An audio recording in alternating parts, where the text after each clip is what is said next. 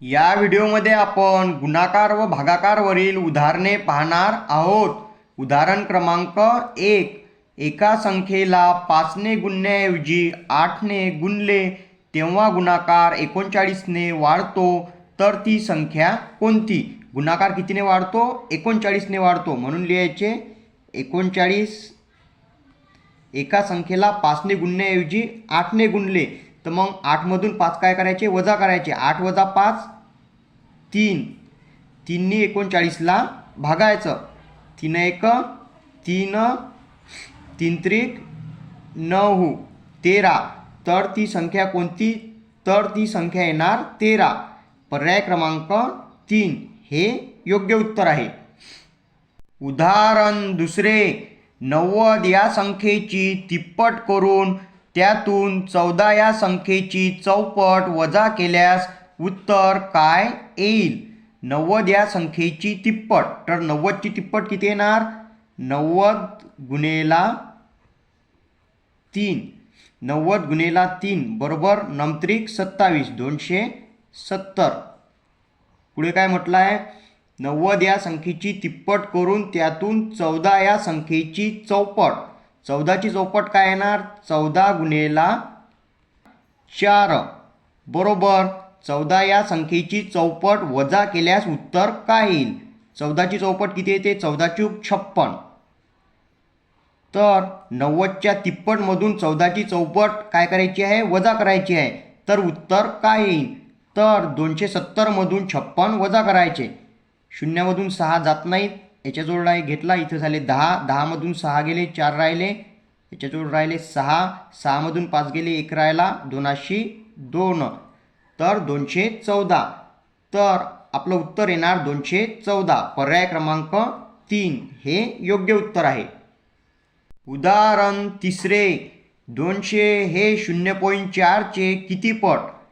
0.4 लिहायचे. चेच्या ठिकाणी गुणाकाराचे चिन्ह लिहायचे.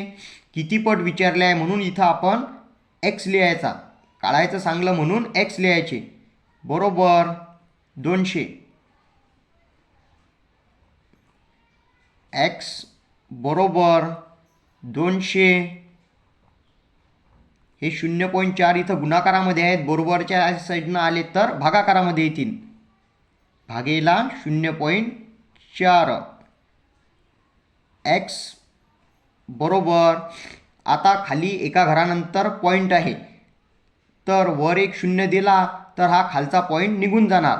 म्हणून 200 वर एक 0 लिहायचा. इथं झाले 2000 आणि हा खालचा पॉईंट निघून आला. वर एक 0 दिल्यामुळे हा खालचा पॉईंट निघला. आता 4ने 2000ला भागायचं. 4 1 4, 4 5 20 आणि हे 2 0, 500. आपलं उत्तर आलं पर्याय क्रमांक 3 हे योग्य उत्तर आहे. उदाहरण 4. 84ला 12ने गुणल्यास 21ची किती पट येईल? 84ला 12ने गुणल्यास तर काय करायचं? 84 गुणेला 12. 84ला 12ने गुणल्यास 21ची किती पट येईल? भागेला काय करायचे? 21. 21 1 21, 21 चूक 84. इथं राहिले 4 आणि 12, 12 चूक 48 बरोबर 48. तर आपलं उत्तर येणार पर्याय क्रमांक 4 हे योग्य उत्तर आहे. उदाहरण 5. एका 30 मीटर लांबीच्या कापडातून रोज 3 मीटर कापडाचा तुकडा कापला तर ते कापड पूर्ण कापायला किती दिवस लागतील? एका 30 मीटर लांबीच्या, 30 लिहायचे, लांबीच्या कापडातून रोज 3 मीटर कापडाचा, तर भागेला काय करायचे? 3 करायचे. तुकडा कापला तर ते कापड पूर्ण कापायला किती दिवस लागतील?